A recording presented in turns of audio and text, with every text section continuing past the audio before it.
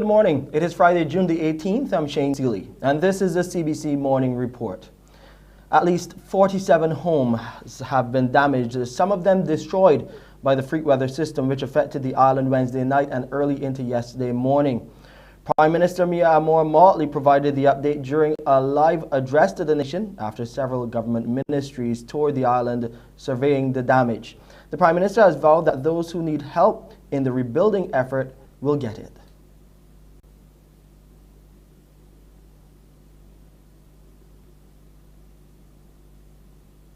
We've gone literally and tried to reach out to every single house that has been reported as damaged to the Department of Emergency Services. Minister Duguid and the Ministry of Housing has been literally on the road all day with us, and they will work with the UDC and RDC. The work has started. In fact, I think a number of people have already received materials. In some instances, people just want materials. In some instances, we have to do the repairs. In some instances, we have houses completely lost. And therefore, it is a case of ensuring that persons can have somewhere to stay, while at the same time ensuring that we can rebuild. DEM has at least 28 houses, and in St. Joseph now, the majority of them have not come in yet, because there was a separate list on that, and that was another 18 or so houses. Prime Minister Motley says the cleanup effort will continue over the next few days. Blackman's Tenantry, Bruce Vale, Belle Plaine and Lakes all had some elements of mudslide, and I can assure you that, believe you me, as we moved across the country, there were clear areas where there were levels of mudslide and mud and ash, and made the roads actually quite treacherous to travel on. And I'd like to urge Barbadians, because MTW has been able to remove blockages, but they have to continue tomorrow and into the weekend in terms of cleaning the roads and trying to make sure that they are not treacherous. Now, thousands of residents, mainly in rural parts of the country, were still left in the dark overnight as crews from the Barbados Light and Power Company continue to repair parts of their network damaged by the freak storm. The adverse weather conditions caught many off guard, producing storm-force winds and heavy rains in some areas which downed trees and power lines, with some homes even losing their roofs. Barbados Light and Power Manager of Communications and Government Relations Jackie Marshall Clark says up to late last night, pockets in several areas were still without electricity, but she confirms the main source of the problem has been fixed. Repairs to a central transmission line, which was the main contributor for the outages in the center and north of the island, were completed at around 9 a.m. At 6 p.m., we're able to confirm that all our major distribution feeders have been restored. However, work is ongoing in some areas, and there are pockets of customers in communities still without power and awaiting specific matters to be fixed. The areas without supply: in St. Andrew, Belle Plaine, Cleland, Walkers; in St. Joseph, Bathsheba, Cattle Wash, Hillswick and Cleavers Hill; in St. John, Easy Hall; in St. Thomas, Welchman Hall, Richmond, Castle Grant, Allen View, Blackmans and Lower Parks. Again, we wish to remind customers to stay clear of any downed poles or power lines and report them to our emergency line at 626-9000. At the same time, Barbadians are being put on notice to expect more inclement weather this weekend and into next week. The warning is coming from the Director of Barbados' Meteorological Services, Sabu Best. There is another tropical wave that's due to pass through and give us some showers and rain again on Saturday night going into Sunday. Following that, there's another wave that's due to come in late on Tuesday. Now, this does not mean that you're going to get the same kind of wicked intense activity you got last night. However, what I would urge Barbadians to do with us, monitor what we actually issue as a day-to-day basis is essential, because it changes on a day-to-day basis. As a matter of fact, it changes even on a sub-level of a day-to-day basis. And it's imperative that we all living in the tropics, in the hurricane season, pay special attention. We'll take a break here and come back with COVID-19 updates.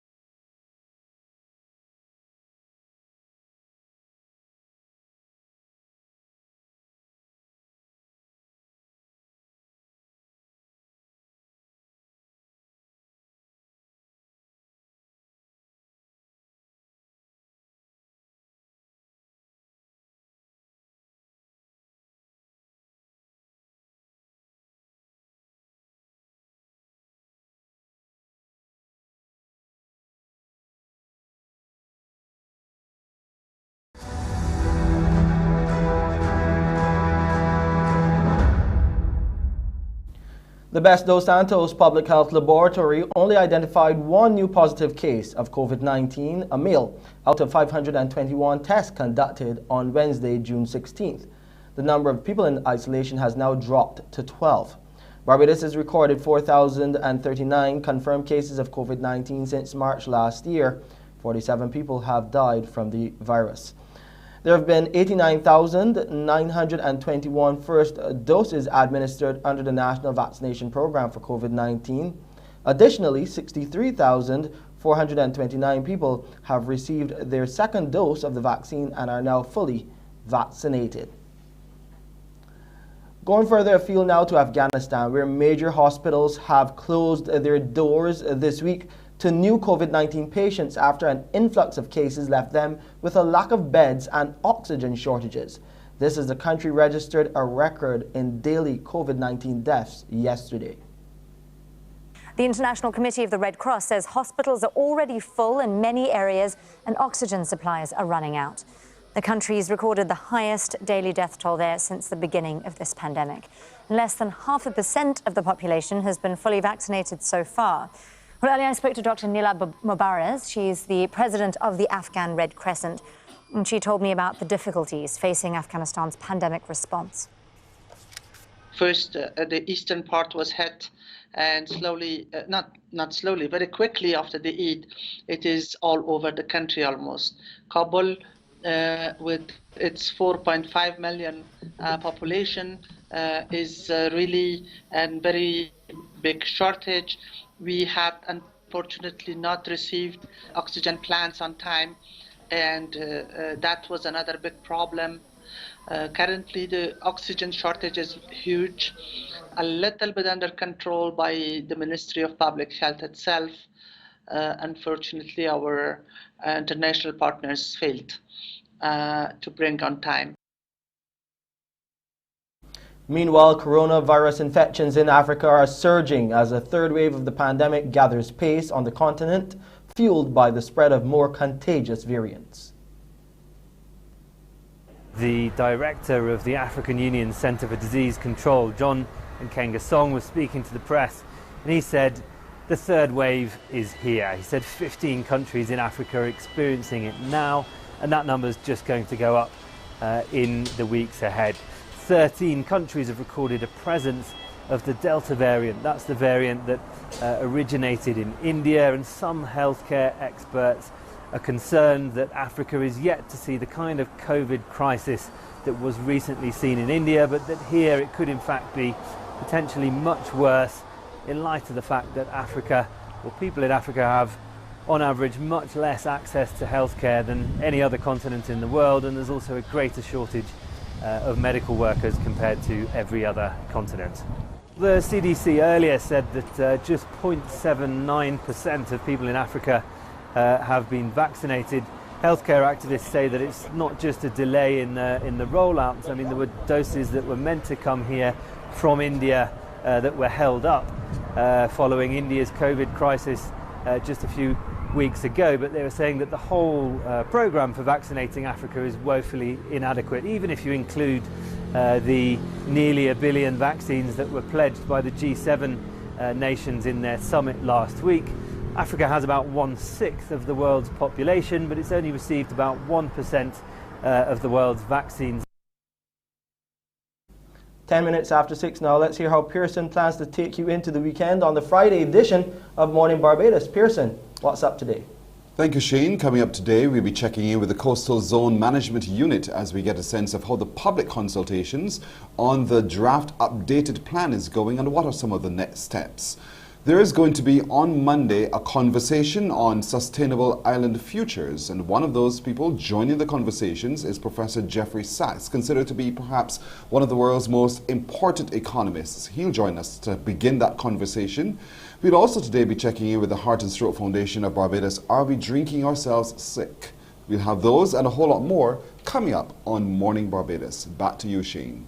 Yes, thank you, Pearson. And after the break, we'll get into the details of the latest police shooting involving the death of a wanted man.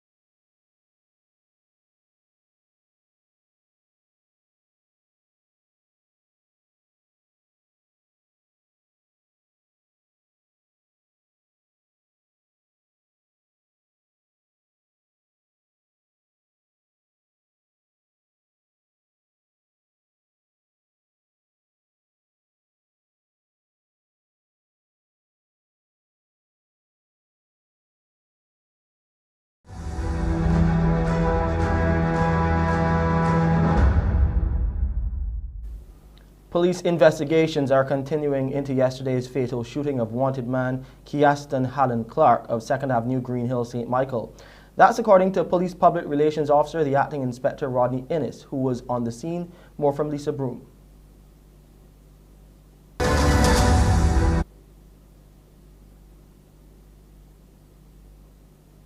Crowds gathered along the outskirts of the tightly controlled scene in Gilsrow, the city, where wanted man 27-year-old Kiaston Hallen Clark was shot dead. Police Public Relations Officer, Acting Inspector Rodney Innes, told the media Clark was shot in an exchange with police who mounted a patrol after receiving some information. He says the patrol encountered and stopped a vehicle along Lower Gills Road, and that's when the shooting took place. That vehicle was stopped, and whilst doing so, 2 occupants got out and fled the scene, fled the said vehicle. A 3rd individual was armed with a firearm, and he engaged the police. Police, in an effort to defend themselves, fired.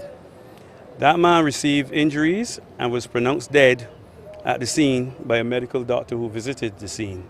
Inspector Innes confirmed that a wanted notice was issued for Clark on June 8th this year. When asked to confirm whether Clark was the 4th man involved in last month's shooting of Acting Station Sergeant Newton Lewis, Inspector Innes said this. He was wanted in connection with a number of serious matters. I'm not at liberty to say what those matters were at this stage. 3 men, 43-year-old Corey Antonio Morris, 26-year-old Jim Ron Fenty, and 26-year-old Jason Shaman Blenman appeared before Acting Magistrate Jared Richards in the Holtown Magistrates Court on Tuesday. They were charged with, among other things, the murder of Acting Station Sergeant Lewis. At the time, a 4th man was being sought in connection with the murder. Lisa Broom reporting there. Following on from yesterday's freak weather system, the Ministry of Education, Technological and Vocational Training is informing that all schools except the Grantley Adams Memorial Secondary School will return to their regular schedule from today.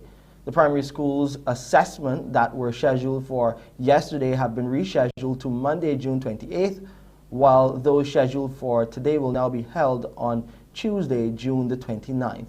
Primary school principals are to await further directions from the ministry on these rescheduled assessments.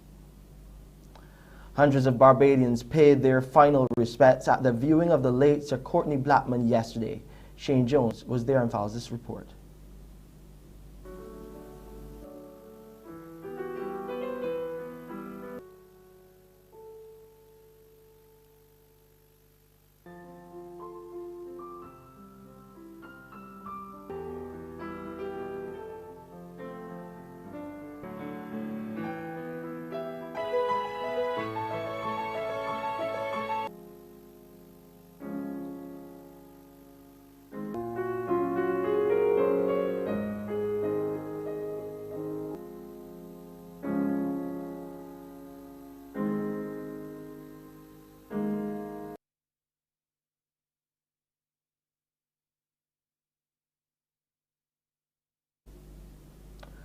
As we continue our news this morning, the Belize government has launched an investigation to determine the cause of what social media users say is a volcanic activity occurring in the mountainous area known as the Sleeping Giant.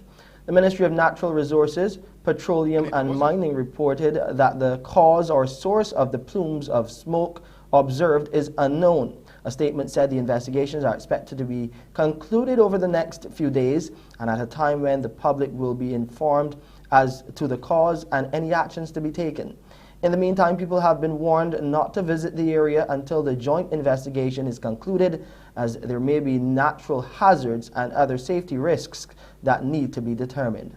Social media has been abuzz with theories of what is occurring, with some people speculating that it may be volcanic activity, while others say it may be a meteorite that struck the area.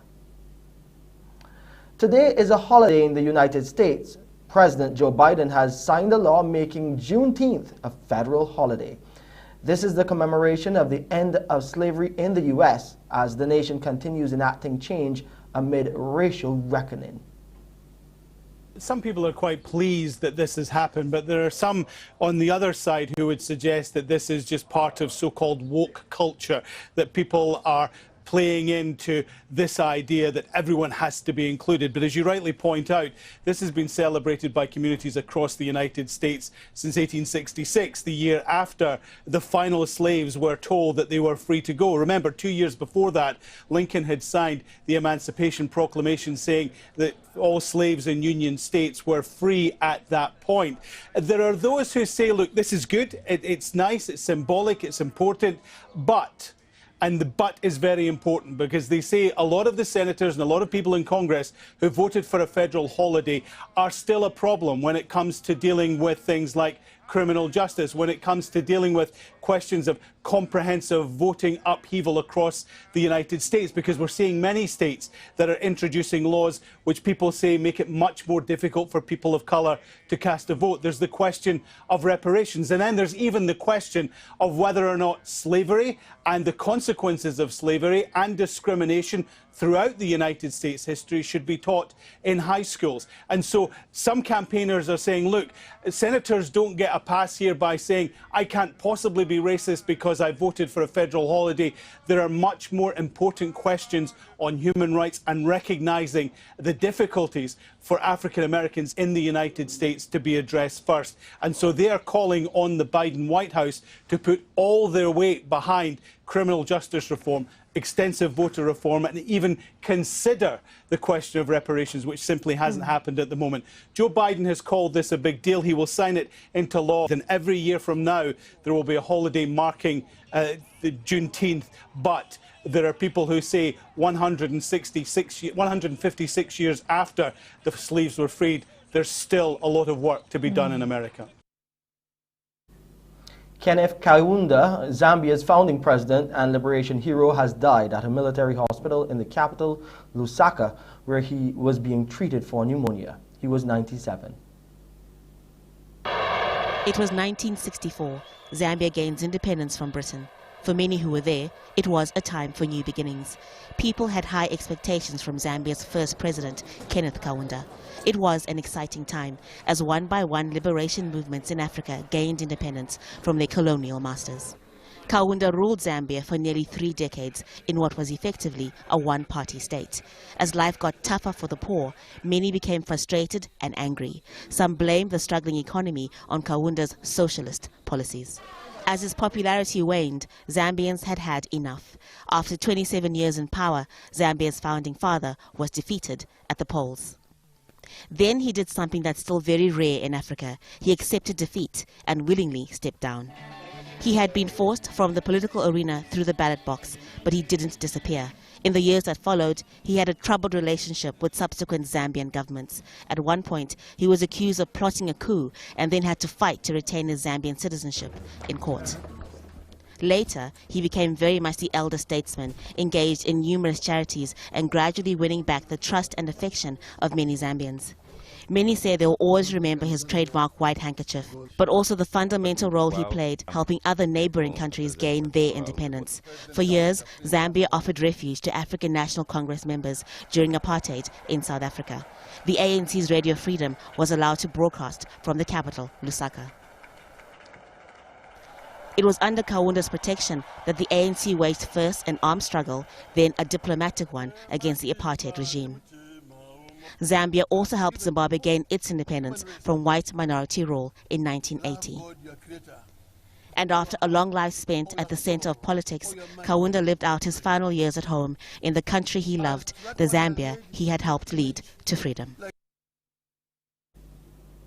When the polls open today for Iran's presidential election, observers predict that the country's 8th president will be elected with a very low turnout amid public disillusionment. On the streets of Iran, there's one topic that everyone is talking about: the economy, hit by some of the toughest sanctions Iran has ever seen, as well as what some believe is government mismanagement. The COVID pandemic has caused the economy to plummet further. In 2019, the country saw widespread demonstrations after a fuel price hike. According to the Iranian government, more than 200 people were killed in violence. There's still unrest, but it's not limited to fuel prices. The goods we sell are basic necessities. Since last year, prices of some items have gradually increased by 30 to 50%. Pasta, noodles, salad dressings, tuna, tomato paste, everything you can imagine has had a 30 to 40% price rise in just 1 year. Iranian carpets are famous around the world, but even this trade has been hit hard. They blame it on many reasons, but usually it's the sanctions. We have to live, but we're struggling economically. Certainly the main reason is these sanctions, but management has a significant role too. The new president will have an uphill challenge when it comes to the economy. The chronic problem we've always faced is inflation. It's always been high, and in the past decade was 40% on average. We had 2 inflation shocks in the last 4 to 5 years. Inflation in the short term could be controlled by interest rates, which in turn leads to recession. We can't continue going on with the current 40% inflation anymore.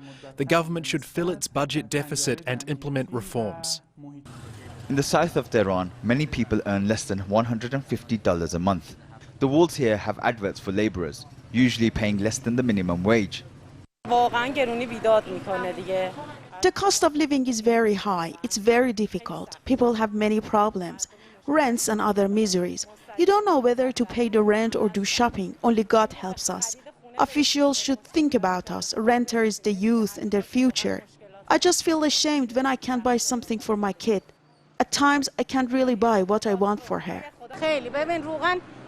Economic conditions are very bad. The price of cooking oil used to go up once a year, but cooking oil or butter went up 4 times last year.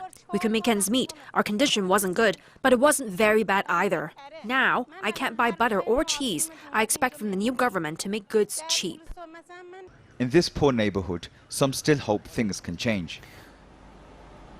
So there is concern around the economy. It's been hit by the coronavirus and sanctions. And many here already believe that this election is a done deal, that the election frontrunner and current judicial chief, Ibrahim Raisi, is ahead in the polls. And without any real opposition, that he will become the country's next president. So the question isn't who is going to win. The questions right now that are being asked is how many people are going to turn out to vote? What percentage of the vote will the next president get? And what will he do to make the standard of living better for many Iranians? In sports, the West Indies are ready to make up for their loss to South Africa in the first test, as they will come with renewed vigor going into today's opening session. For the team, it's all about correcting their previous mistakes and doing what they need to do in order to win. The skipper Craig Brathwaite believes that his side is mentally and physically ready, and it's now execution time. Obviously, as a team, you always want to, win and do well. And firstly, you can't always do that. I think the key things, is learning from the loss. As a team, we did from a batting perspective and bowling. And, for me, it's just to urge the fellas to keep backing their plans. It's easy to doubt, it's easy to doubt yourself at times. But, my thing to the players is just we keep backing your plans, believe in them. We had a good practice session, yesterday. And the guys looking well. So for me, it's just that and enjoying it. I think we gotta enjoy it as a team. I think the bowlers did a good job, but we gotta keep going. We can't just relax, as a bowling unit. And the batters, we learned a lot. But for me, it's just, keep backing our plan. Veteran batsman Darren Bravo and strike bowler Shannon Gabriel are back in the team, and once they make the starting 11, they could prove to be good assets to the regional side, improving their performance. Brathwaite said it is especially good to have Gabriel back. After all, he has 21 wickets in 4 matches at the Darren Sammy ground. Well, obviously he brings that spirits. Played obviously a number of test games, and obviously he has some pace as well. So that would add a lot of variety to the attack. And, being one of the senior guys and helping, from Jaden to the younger guys in the team is always a plus. Having him in the team is always a big plus for the bowling unit and for the team as a whole, because he's a guy that, you could learn from, and he would, say stuff to you, both as a batsman and bowler. So, he adds a lot of value to the team. Now we're hearing that the young Windies pacer Jaden Seals could be a force to be reckoned with if he continues to perform the way he has been. This comes from the South Africa skipper, Dean Elgar, as he commented on Seals' 3 wickets in his debut last week, leaving good impressions on the visitors. can't believe he's 19. He's an absolute mountain of a person. Big, strong guy, but obviously he's still very young, and I think he's just exuberance at youth is running through him. I was quietly impressed with the way he conducted himself on the field. I wouldn't have said it was his debut. It looked like he had played quite a few big matches before, prior building up to the first test.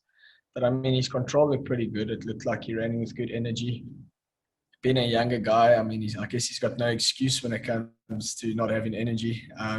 So yeah, he looked like a bright prospect for West Indian cricket going forward. And being only 19, I mean, the world's underneath his feet at the moment. So yeah, I was quietly impressed with him. And competing for the Sir Vivian Richards Trophy, Elgar is weary that the West Indies have the fighting spirit to bounce back from the first Test defeat. I've been around long enough now to kind of know how teams bounce back when you come to their home country and they get a beating, and I know what they're going to respond with. First and foremost, they're professional cricketers and extremely proud cricketing nation. So I definitely expect them to bounce back. Trust me, I'm definitely not taking that for granted. I know they're going to come back with a plan. They've got a lot of pride in their squad. And I'm sure they were hurting after that first test loss. But yeah, I'm very much aware of them bouncing back. The wicket does look a little bit similar. We've had a bit of rain around the island the last few days. So I think the wickets may be a little bit softer. But with regards to a grass cover point of view, it looks pretty similar to the first test. Yeah, I haven't wrapped my head around just yet what I'll do at the toss. I'm generally a bat first kind of guy because of... Second test starts at 10 this morning with live coverage right here on CBC Radio 94.7 FM. Time now for a quick look at the weather. The temperature right now, 27 degrees Celsius, is feeling slightly warmer with the relative humidity at 67%. It's partly cloudy on the outside. The barometric pressure, 1016 millibars this morning, and the winds are coming out of the east at 27 kilometers per hour. We'll get a high tide this morning at 26 minutes after 9. The low will be around 11 minutes to 4 in the afternoon. Low seas are calm to moderate in open water. Swells are around the 2 mark and expected to increase. Today we get some sun along with some cloudy periods with a few brief scattered light showers. And tonight there will be a mix of clear skies and clouds with a few brief scattered light showers. Over the Lesser Antilles, the picture looks like this, fair to occasionally cloudy with a few brief light scattered showers. No significant precipitation over the Lesser Antilles tonight either. It will be partly cloudy to cloudy there with light to moderate scattered showers. Internationally, you're getting some sun in Montreal and New York, Toronto and Boston, partly cloudy and into the 20s. In London, a cooler day than yesterday for sure, only getting up to 18 degrees Celsius today, and in Miami, you're getting some showers and thunderstorms.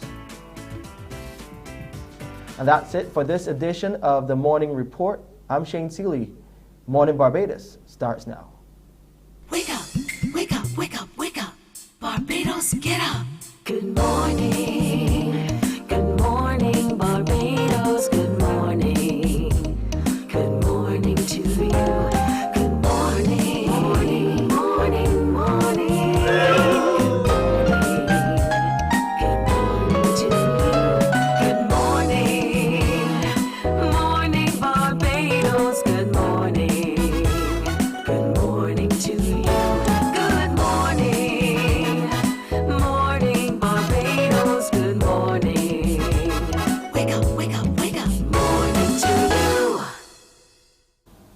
Good morning, everyone. Welcome to Friday, the 18th of June, 2021. It is the weekend. I'm Pearson Bowen. Great having you company.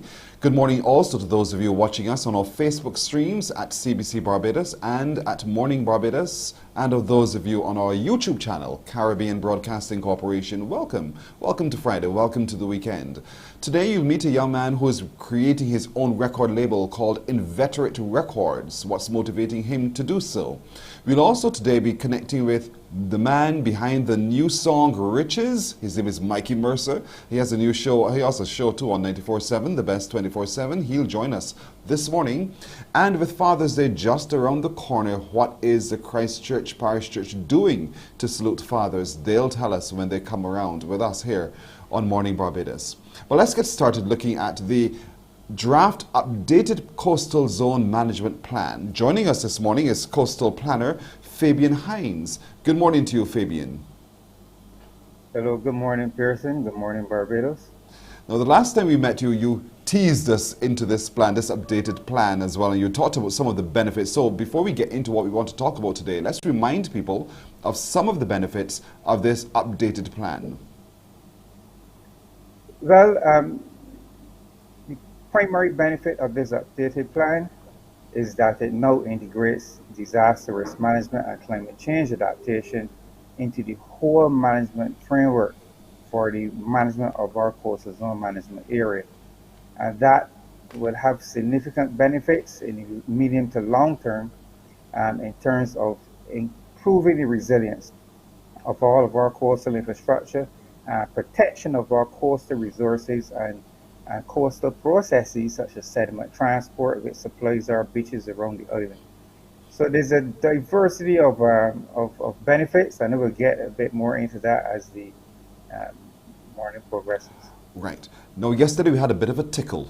We had a storm that caused us pause. And so how has that impacted our plan, and how has it impacted our coastlines? Well, it is our plan seeks to cater for such eventualities within the coastal area. We know that we can have storm surge. Storm surge can result in coastal erosion, which means the loss of our beaches. And sometimes storm surge that impact coastal cliff areas can actually exacerbate or contribute towards cliff failure, particularly if there's significant cracks, fissures within the limestone cliff areas already.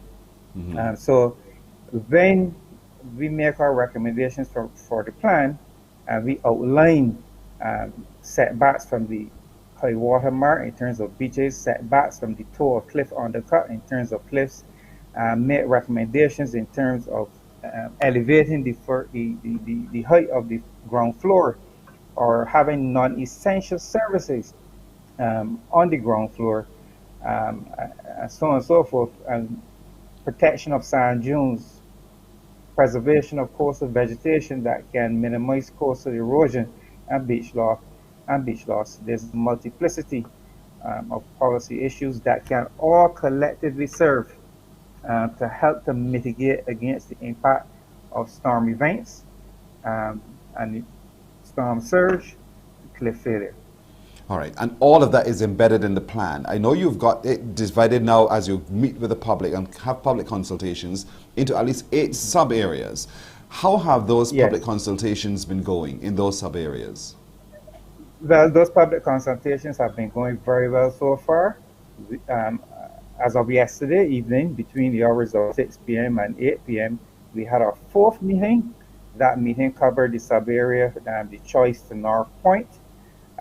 We essentially have 4 more meetings planned. Those meetings are for the sub-areas 5, North Point to Maycots, that's on June 21st. Sub-area 6, Maycots Bay to Bats Rock on June 24th. Sub-area 7, Bats Rock to Needham's Point, June 28th. Sub-area 8, Needham's Point to South Point, July 1st. They're all at 6 p.m. Streaming live on YouTube. Mm-hmm. What are you hoping to achieve by these public consultations? And if so, what then are people saying at these public consultations? What sort of feedback are you getting? Okay, the response has been great. A wide cross-section of the public, inclusive of public and private sector entities, have been participating in these meetings.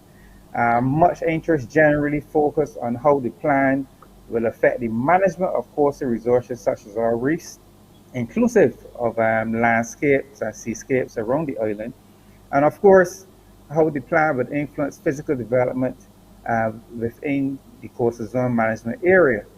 The plan And let me remind everyone, the plan has a unique and special meaning, or it should, in terms of for all Barbadians. This plan represents the vision that Barbadians will have for the coastal zone. And there's a wide range, as I hinted at earlier, of economic benefits that all Barbadians can derive from the plan in terms of avoided losses due to the impact of coastal hazards and climate change. It helps to preserve and enhance beaches for the enjoyment of all, not only now, but for our future generations. And it contributes towards a greater and more sustainable job creation and other economic benefits, especially as we're talking about the plans being able to allow us to provide guidance for investment opportunities within the coastal zone management area, especially within the context now of what we call a sustainable blue economy. And if that plan contributes towards the preservation of our natural resources, we know that those natural resources, such as our coral reefs, help to protect our shorelines, which means that it helps to protect the investment, that built infrastructure that our livelihoods and our depend on in terms of the businesses that are owned, and they're also places of work for many Barbadians. So we're saying to folks this morning, essentially, when you think of the coast, don't think of the hoteliers alone, because there are fisher folk who should get involved in this consultation. There are people who have beach vending and of different sort, whether it's watercraft or otherwise, who should be a part of the consultation. And so the consultations continue. Coming out of it, though, what would be those next steps? Having heard everyone, contribute to the discussion on the draft plan, what happens next? What happens next? We have every intention to integrate the feedback that we would have gathered from the public meetings, and because don't forget that the plan is supposed to be a reflection of the image, the vision that Barbados would have for the coastline and its management. Of course, we're also seeking to have the boundaries of the coastal zone management area, the seaward limits and the landward limit approved. And of course, our minister, as outlined in our legislation, the Coastal Zone Management Act, should then peruse all of the plan and of course work towards the approval of the plan. I know there's a video we have here, just about a minute long or thereabouts, where we want to show people how this has really been consuming public consultation and public discussion. So take a look at this before we continue. As a fisherman, I make my living on the coast. So when my son told me about protecting the coast, I thought he was going to tell me to stop fishing. But I finally went to one of them meetings with he, and it opened my eyes. Terms like climate change, storm surge, and beach erosion had me so confused. But Junior showed me that when we got a storm, we lose a bit more of the beach, and how developers, locals, tourists, and the fishing community all have to learn to use the coast without damaging the coast. If we don't do more to protect our coast, we could lose everything. Like Freddie and Junior, there are many who rely on our coast for their livelihood.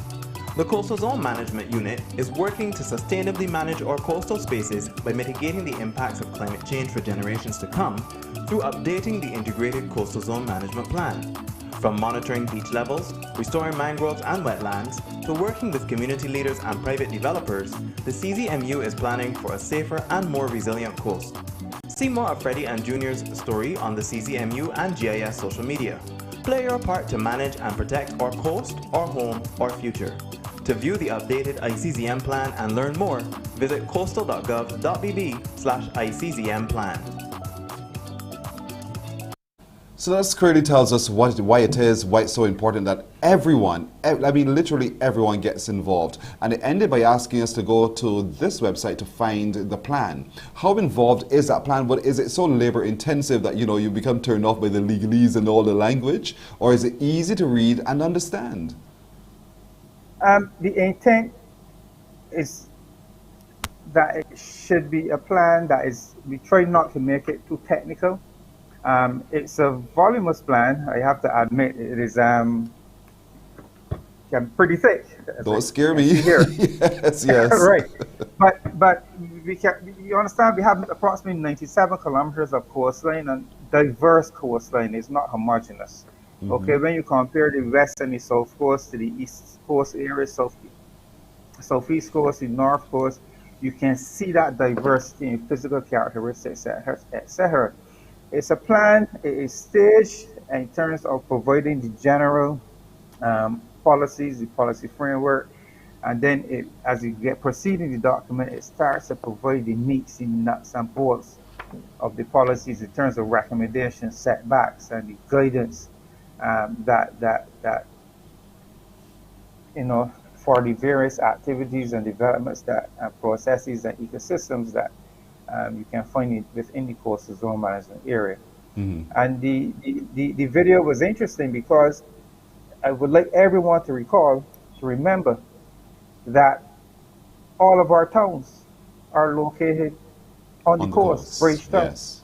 Oistins, Platestone, Old Town, the town centers Mm-hmm. that are densely populated with businesses, residential development, main roads, there's a road infrastructure, Mm-hmm. Even our centers of government headquarters, parliament, Yes. are within reach of the sea. Yes, So we're island people and we love the coast. Yes, exactly. So when the majority of our population either live and work within 2 to 3 kilometers of the coastline on low lands, it means then we are at risk and the vulnerable, and this is where the economic engines of our country reside. Absolutely. So Fabian, we have to leave it there, but I want to thank you and I want to encourage, while we say goodbye to you, everyone to pay attention, because the public consultations continue. Remember to go watch and look at the plan so that you'll be engaged meaningfully in those public consultations. But in thank you and wishing you a wonderful weekend, take a look, everyone, at this series of events still to come. What does the draft updated integrated coastal zone management plan mean for you? Every Monday and Thursday in June and on July 1st, join the Coastal Zone Management Unit online at 6 p.m. for public inquiry meetings discussing the need for and benefits of being better prepared to manage and protect our coast against climate change, now and for future generations. Play your part to manage and protect our coast, our home, our future. To view the updated plan and sign up for the meetings, visit coastal.gov.bb/ICZM plan. Morning, morning, morning. Good morning. Good morning to you.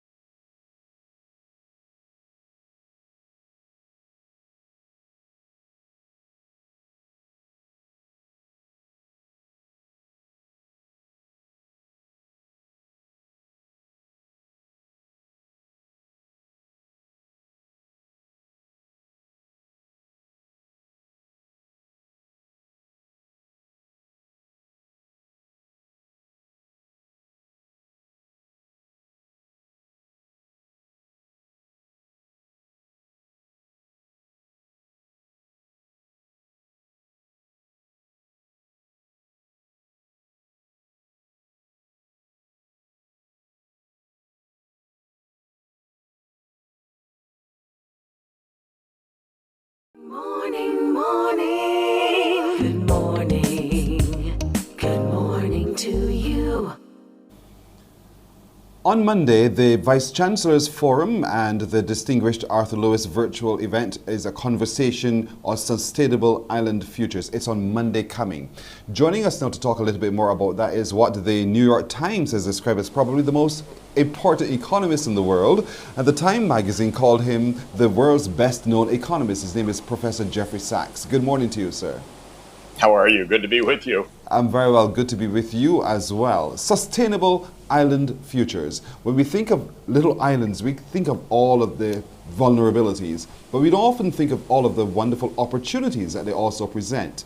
In this conversation on Monday, where do you think the conversation needs to be squarely set? Well, we're going to be talking about not only the future of Barbados and the future of the Caribbean, but the future of the world, because the challenge of sustainable development is everywhere. Your segment just before this on the coastal management was terrific.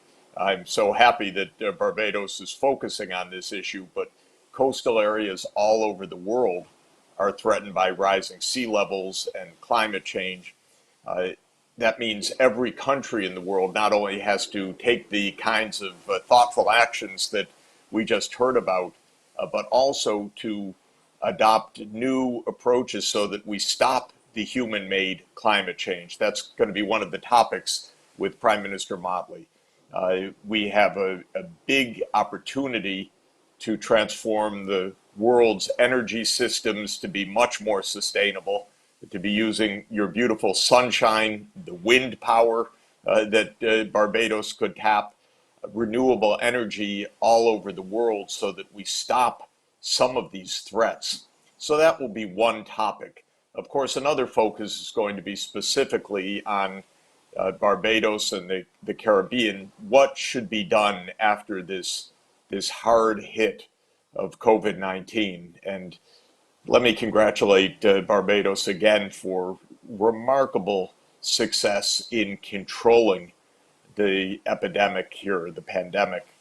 I know as a new visitor to the island how much care is being taken to make sure that there aren't outbreaks and that they're kept under control. And the results have really been powerful. But now we need to work quickly to ensure that everybody is vaccinated, not only here, but all over the world. That's another topic that I'll be speaking with the Prime Minister about. And then is the question of building forward better after this very, very hard shock. How to make the world economy grow again, but grow in a responsible, inclusive, and sustainable way. So we'll talk about finance. We'll talk about where new investments can come from. I want to talk about the role of CARICOM in that, relations between CARICOM and the United States, the European Union, China, other parts of the world economy. It's going to be, for me, a great honor to be part of this conversation, and I'm looking forward to learning a lot. Island developing state is the need for equity. With all of the challenges that everyone else faces in a larger environment, we face it perhaps even more so here on the small island. How do we, in this conversation, open up our minds, do you think, to begin to look at that and call for greater parity, really, when it comes to the distribution of resources and aid? Well, I think this question about creating a fair and inclusive world is in front of everybody right now, because COVID-19 revealed again how unequal the world is, how poorly distributed the resources are. It made the super rich in the world even super richer, I might say. The billionaires had an incredible rise of wealth in the last 2 years, while average and poor people suffered everywhere. Those rich people need to pay more taxes so that the benefits are shared. That's interestingly one of the topics that the G7 countries discussed last week. They said that every company in the world ought to pay a minimum tax. And in the United States, we're in a big fight right now where the government, rightly, President Biden saying we need to crack down on tax evasion. And the other party is saying, no way. It's incredible.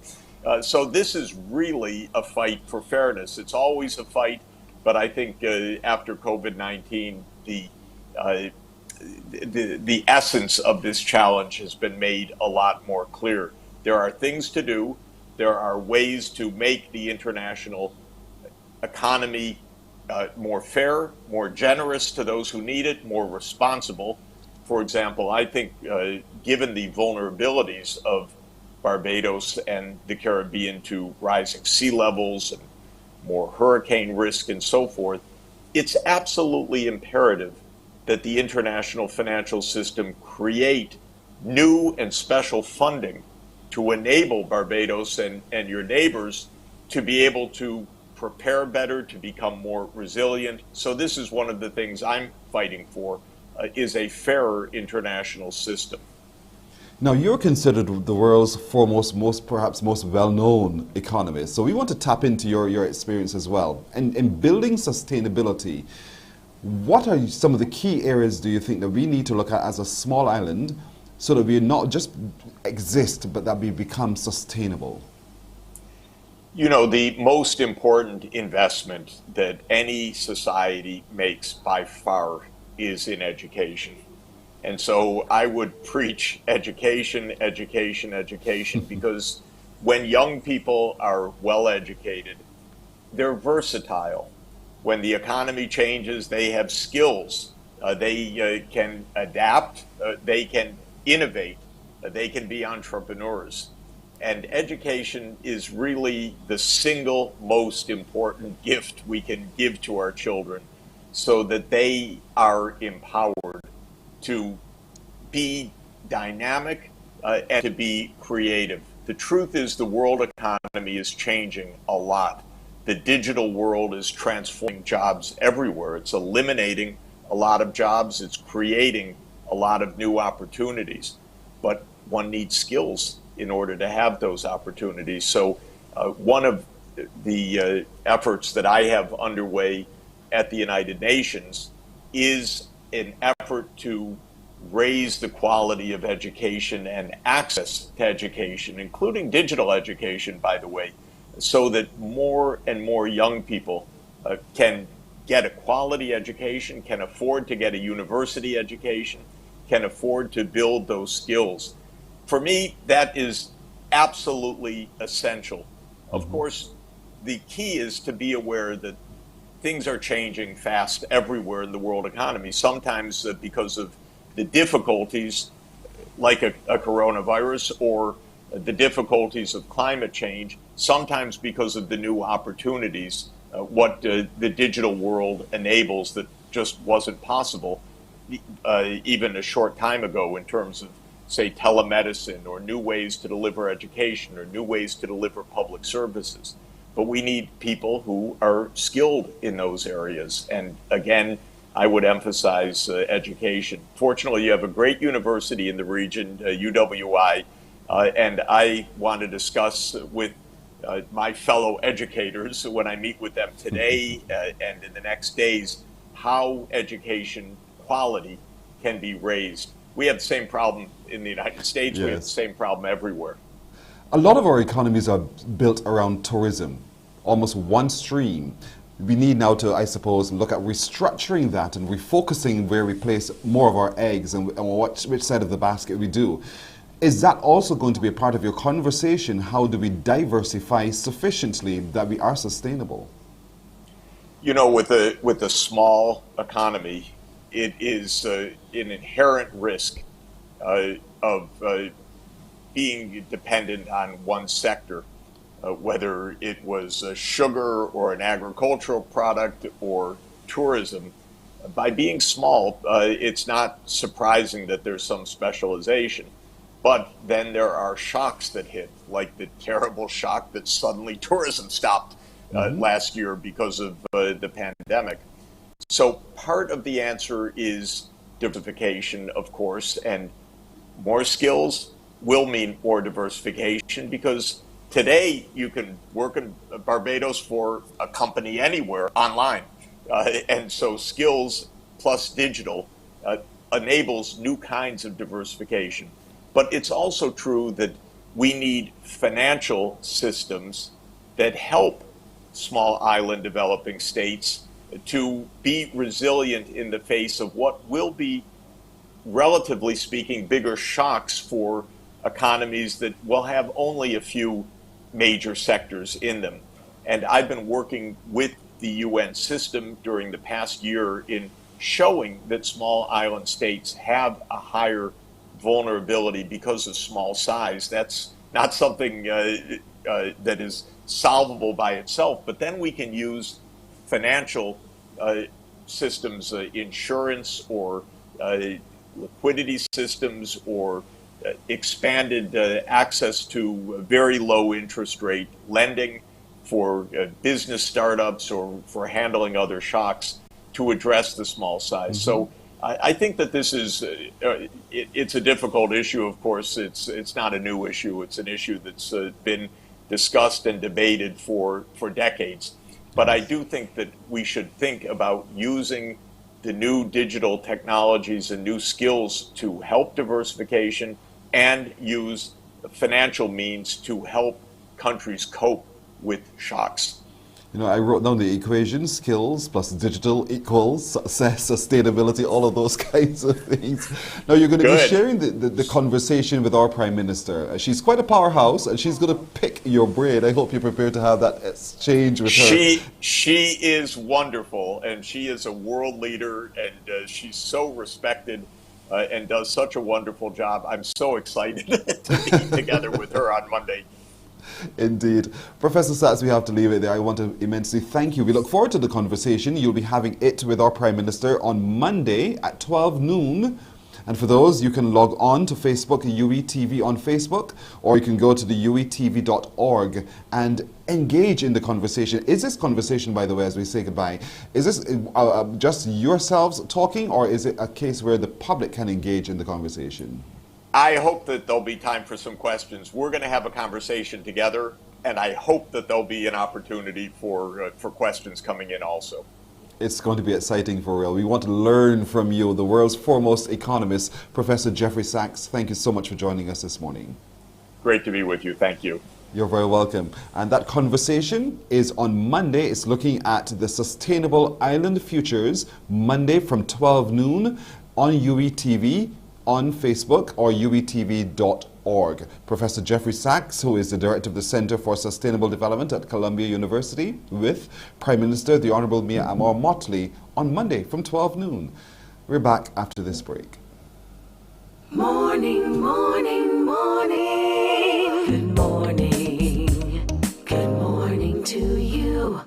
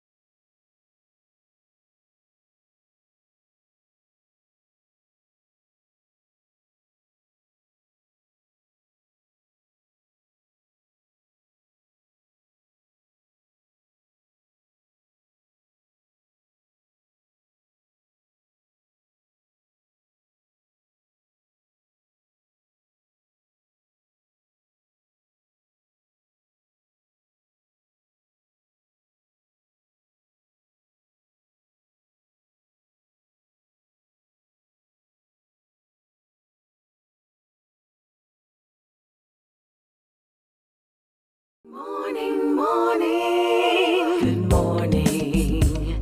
Good morning to you. Let's find out what's in the news now. For that, we turn to Shane Seeley.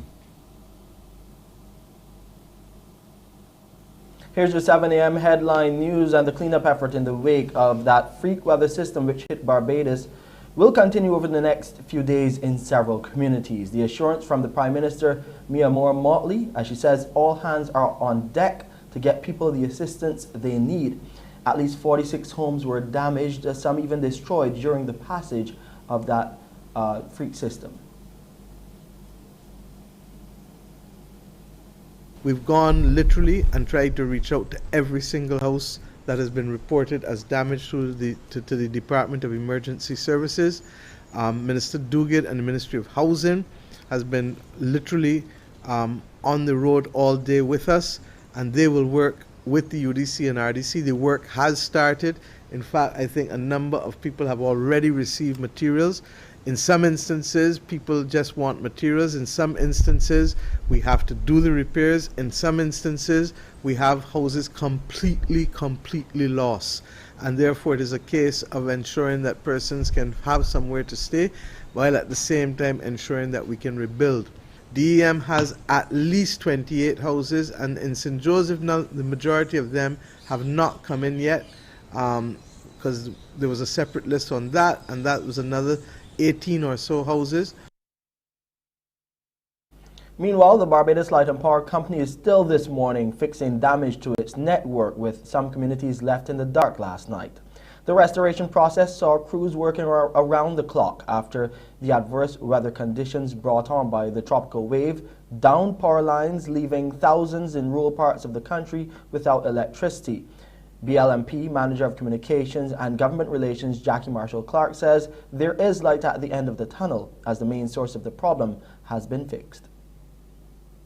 Repairs to a central transmission line, which was the main contributor for the outages in the center and north of the island, were completed at around 9 a.m. At 6 p.m., we're able to confirm that all our major distribution feeders have been restored.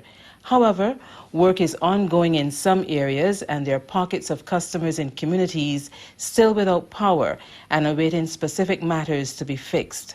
The areas without supply in St. Andrew, Belle Plaine, Cleland, Walkers; in St. Joseph, Bathsheba, Cattle Wash, Hillswick, and Cleavers Hill; in St. John, Easy Hall; in St. Thomas, Welchman Hall, Richmond, Castle Grant, Allen View, Blackmans, and Lower Parks. Again, we wish to remind customers to stay clear of any downed poles or power lines and report them to our emergency line at 626-9000. Expect more inclement weather this weekend and into next week. The Director of Meteorological Services, Abu Bess, has put Barbadians on notice. There is another tropical wave that's due to pass through and give us some showers and rain again on Saturday night going into Sunday. Following that, there's another wave that's due to come in late on Tuesday. Now, this does not mean that you're going to get the same kind of wicked, intense activity you got last night. However, what I would urge Barbadians to do with us, monitor what we actually issue as a day-to-day basis is essential, because it changes on a day-to-day basis. As a matter of fact, it changes even on a sub-level of a day-to-day basis. And it's imperative that we all, living in the tropics, in the hurricane season, pay special attention. Work is continuing in Chapman Lane and other flood-prone areas in the city to bring relief to residents there. The Minister of Transport Works and Water Resources, Ian Gooding-Edgell, provided an update during last evening's press conference. The government approved a contractor who's on site. In addition to that, what we are doing is that we are installing a culvert in the general area that caused the Chapman Lane Road to be blocked. We expect to have the project completed in the shortest time possible. We've given a clear mandate to the contractors to get to work around the clock to expedite the works in the shortest possible time. And finally, let's look at the COVID-19 numbers here in Barbados. The Best dos Santos Public Health Lab only identified one new positive case of COVID-19, a male. And that was out of 521 tests conducted by the Best dos Santos Lab on Wednesday, June 16th. The number of people in isolation is now 12, and Barbados has recorded 4,039 confirmed cases of COVID-19 since March last year. And that's your 7 a.m. headline news. I'm Shane Seeley. Back over to you, Pearson. Thank you, Shane. We're approaching 7 minutes after 7. We'll take a break here. When we come back, today's Crumbs question of the day. Morning, morning, morning. Good morning. Good morning to you.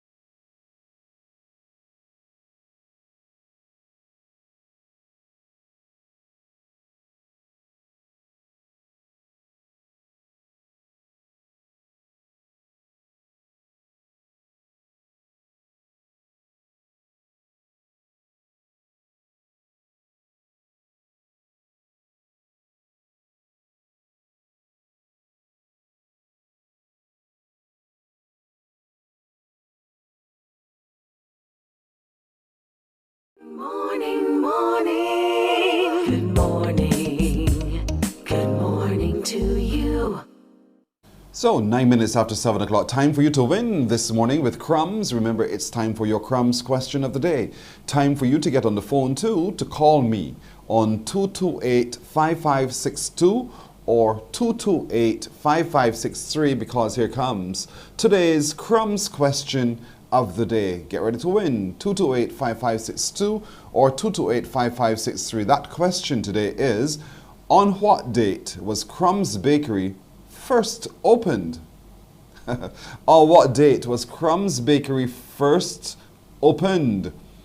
228-5562 or 228-5563. I wish you well. On what date was Crumbs Bakery first opened? 228-5562 or 63. Call me now. Get a chance to win with Crumbs Bakery. Get a chance to enjoy some of the best baked products on the island. You will experience what I've experienced, that they're absolutely delicious, right down to the very last crumb. So, 228-5562 or 63. On what date was Crumbs Bakery first opened? If you don't know, you don't know. Good morning. Hello. Pleasant good morning to you, Pearson. How are you this morning? Very well today. How are you doing today? Not too bad. Good. What parish are you watching us from? Beautiful parish of St. Michael. The beautiful parish of St. Michael. That's debatable. That's all right. And what part of St. Michael are you? I'm in Black Rock. Oh, okay, fine. What's your answer for me today to the question, on what date was Crumbs Bakery first opened? I'm saying 3 years ago. You're saying 3 years ago? Yes. What is that, the 31st of June? I'm not too sure about the date, but I think it's about 3 years ago. You're thinking so wrong, but thanks for calling Miss Blackrock. Okay. Nope, dead wrong. Thank you for trying, though. 228-5562 or 228-5563. The question is, on what date was Crumbs Bakery first opened? And according to Miss Blackrock, nope, that's not right. So 228-5562 or 228-5563. Come, figure it out. On what date was Crumbs Bakery first opened? Good morning. Morning. Hi, where are you watching us from? St. Michael. You're in St. Michael. What part of St. Michael are you from? Ivy. The Ivy. All right, what's your answer? I don't know the date, but I feel the year is 2013. You feel so? Yeah. So it could have been the what in 2013? I'm sure, as I said, I'm sure about the date, but I figure the year is 2013. I want greater clarity though, because it could have been any day in 2013 if that's what your answer is. So come make a guess. Come, I'll give you some time. 2013 went January, February, March, April, May, June, July, August, September. Where? June. June? Ivy. Nope. Wrong. Thanks. Thanks for trying. 228-5562 or 228-5563. On what date was Crumbs Bakery first opened? She said 2013. She might be right. She might be wrong. What do you have to say? 228-5562 or 228-5563. Good morning. Hello. Hello, good morning. Hi, what parish are you watching us from? I'm watching you from St. James. St. James. All right. What part of St. James? Lower Carlton, St. James. Okay, that's not bad. Not a bad area. What's your answer? The date that I have is 2000 and...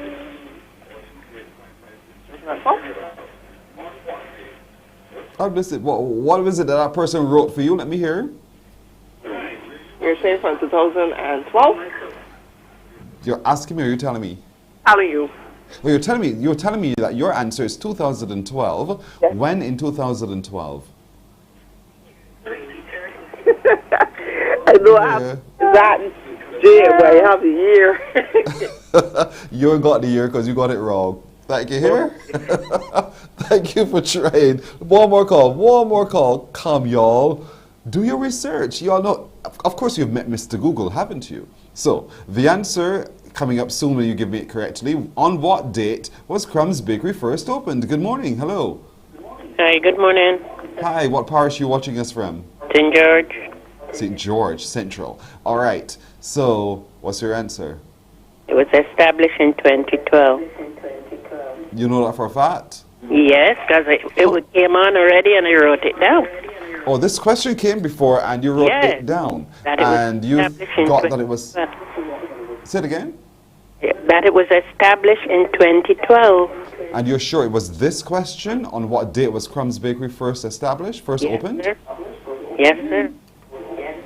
All right. You're positive, positive. Yes, please. You are positively wrong. No. Thanks, here. Thank you. Thank you very much. You're welcome. She felt bad. I know I feel bad. But she's not right. Not at all right. Let's give you the answer.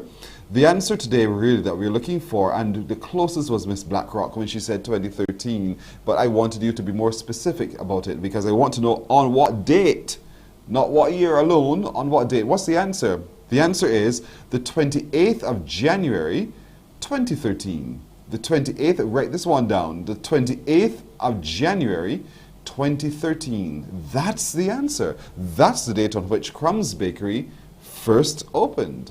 Now you know. Enjoy your baked products from Crumbs Bakery today. That's it for today's Crumbs question of the day. God spare life on Monday. Another question coming your way. A break and then we're back with more. Morning, morning, morning. Good morning. Good morning to you.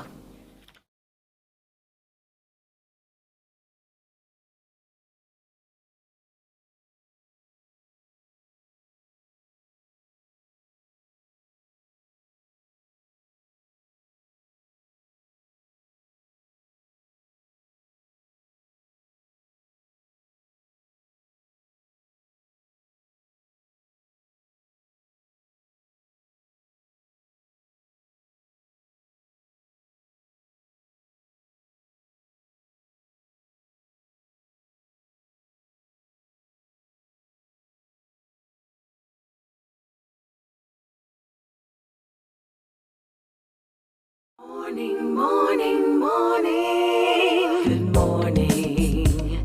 Good morning to you. 16 after 7, we'll have to entertain you and to introduce you to some fresh talent on a Friday. One of the freshest is David Louis C. Lewis is his name. Good morning to you, David. Hi, good morning. You are sitting in the best spot on the island right now, outside. Boy, what a view. Yeah. Thank you for joining us. Thankfully, Now, today is not raining. that's all right. You are an artist. You're also the producer and a student at the Barbados Community College. What is it that you're studying there at the college? I am currently studying theater arts. This is my last year, hopefully. Hopefully, you can't wait to finish. Yeah. So why theater arts? All right. So basically, I pretty much have the music side taken care of, right? The branch that I'm studying is technical theater, so that's everything to deal with like sitting down, costume and makeup, set design, stuff like that, right? I want that when I'm able to leave BCC and when I start doing shows, hopefully when everything opens back up properly, I'll be able to handle the stuff myself. So if push comes to shove, he'll be able to restart himself. So we're going to sort out that technically right there. But he's a former student of the Alexandra School. So I'm sure a lot of them watching this morning are going to be going, yeah, per adu ad astra. So for those of you at the Alexandra School, this is one who is representing you this morning. He did part-time for a little while at the Samuel Jackman Prescott Institute of Technology. But now he's at the Barbados Community College and he's engaging in his Theatre Arts Associate's degree. And how far have we come? That education is now allowing you to be able to do so at the Barbados Community College, have your associate degree in theatre arts. So David, you're back. Now you've formed your own company called Inveterate Records. You wear it boldly on your chest. So tell me a little bit about that. Okay, so back when I was at Alexandra, people who was around me knew that music was the constant in my life, and I've always wanted to do something in music, whether it was walking around with a guitar singing or producing and rapping. So before Inveterate Records, I was going around using the name Island Boy Music Group. However, that was too similar to an international label called Island Records. So, early last year, me and a friend of mine named Dominic Broom, who does music at BCC, we spent legit 2 days, trying to find the perfect name that would help evoke the attitude behind the music that we're going to be putting out. Right. So. So you've conformed now. You've got this group called Inveterate Records. This label? What is it? What is it featuring? Who are the people you're going after on this label? We have a bunch of fresh faces. Some of them don't even have music out as yet. We're working to handle that, but of course it's going to be a fellow named Randy.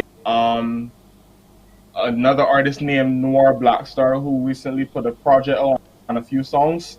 We have artists like Jesses, who is known for modeling, but she also sings and she is a poet. We have Kid Cash, Apollo 777, TX Sam, and a few more that I'm very excited to show to you guys.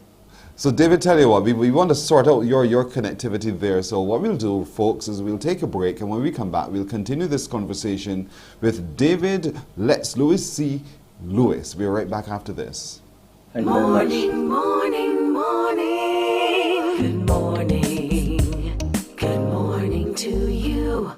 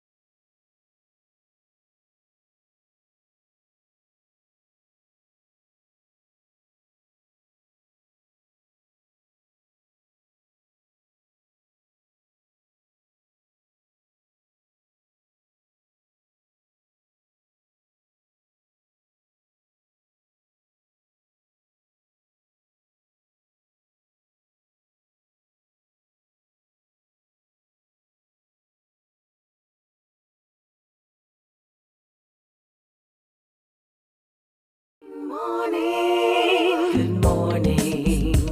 Good morning to you. Thank you, everyone, for being so patient. Let's see if we could reconnect once again with David Lewis. David, let's see what's going to happen here. David, are you with me? Yes, please. All right. Now, let me see how this is going to go. We wanted to make sure we get the best of you coming forward. Now, there are lots of people who would have influenced you all throughout your career until now. Let's talk a little bit about this, because you said your grandfather was central to everything that you've become. Yeah, James Codrington, sorry, not James, Bruce Codrington. He was a pianist, a guitarist, a singer, a very amazing one at that.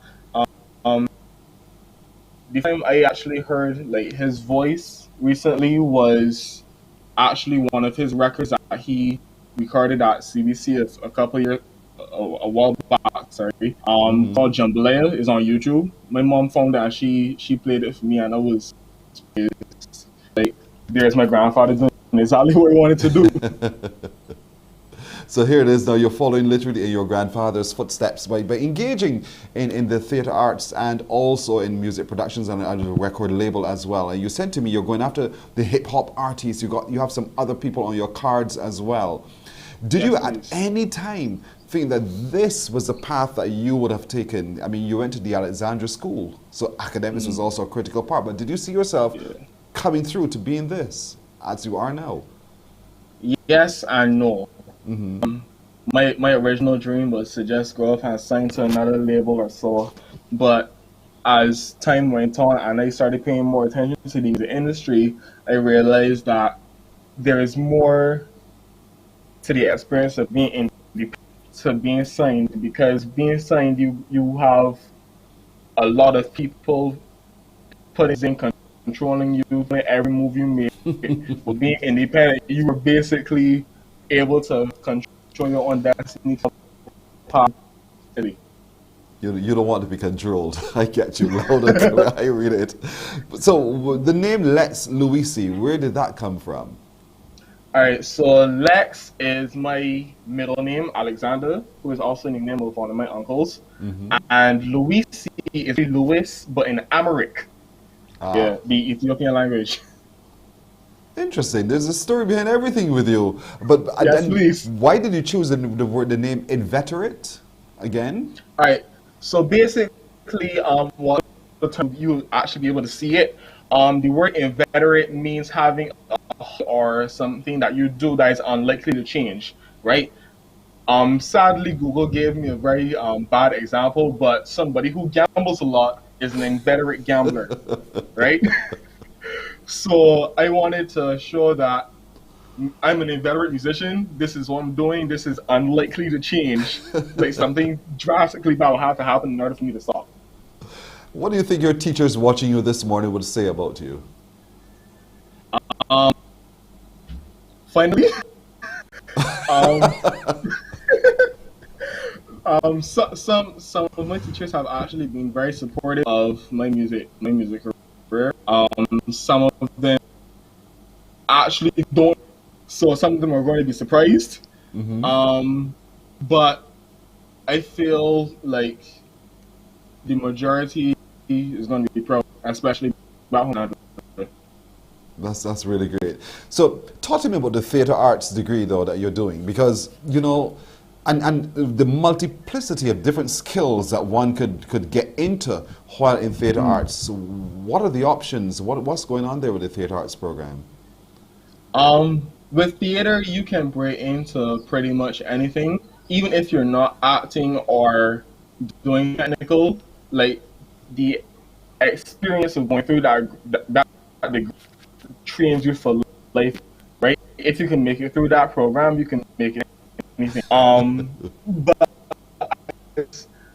there are so much into. Like I said, if I wanted to do a concert, why didn't I get one of the companies involved, or I can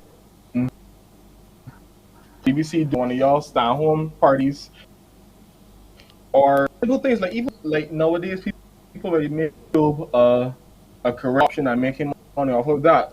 Simple things are setting up lights, working sound, like choosing what to wear, how your makeup looking. Like there's such a vast range of things that you can break into after leaving the theater arts program that having to put down a list is going to be a very hard task. You're quite right, and I'm glad that you're able to expose our viewers to that this morning, because oftentimes you sit on the outside and you're not so sure. Theatre arts, how serious could he possibly be if he wants to do theatre arts? But there you're showing that there are a multiplicity of skill sets that can bring great benefits, opportunities for the individual who goes through the program. And you're now heading into your final year in this program. You will have your associate degree in theatre arts, and then you're going to continue running the business alongside your skill sets that you would have gained through theatre arts as well? Yes, please. Yes, please.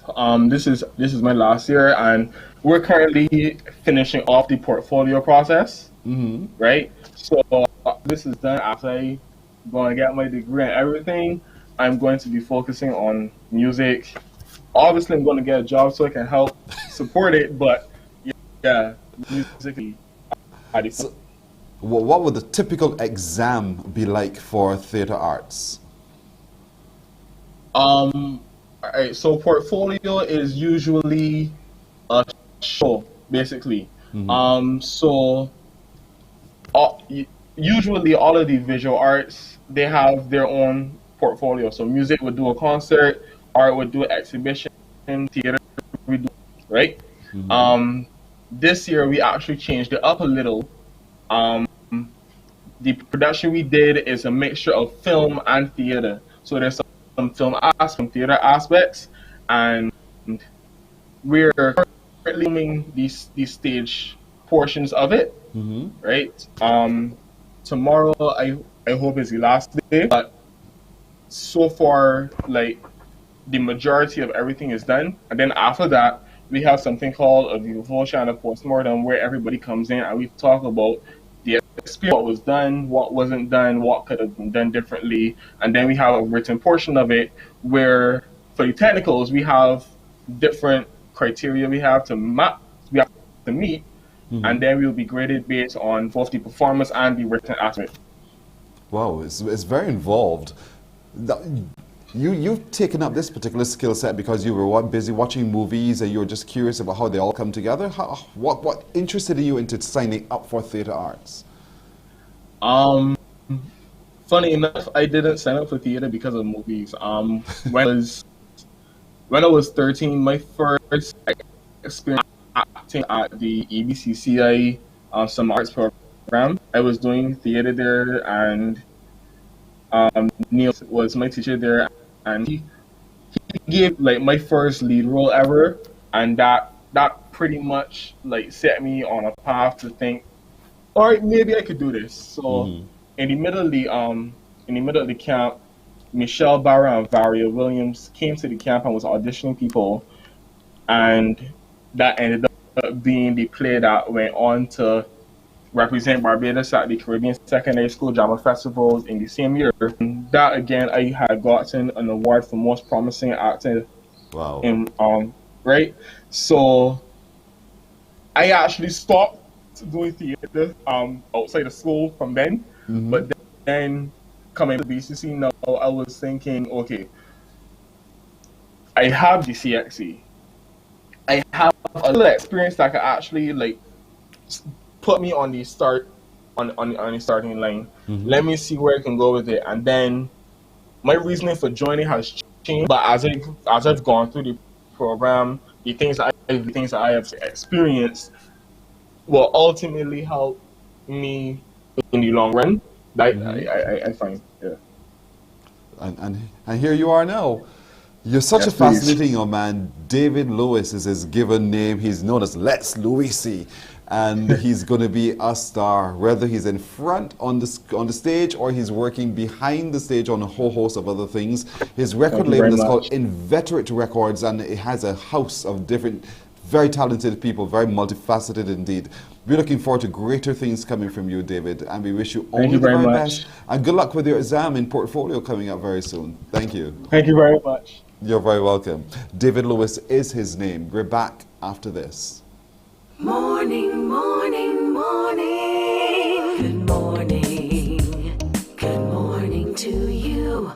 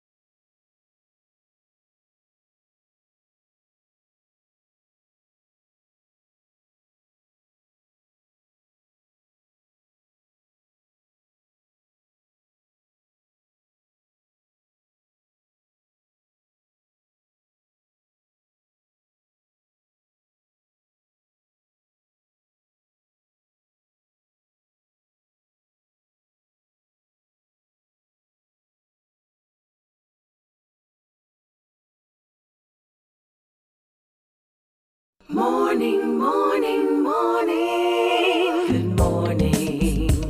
Good morning to you.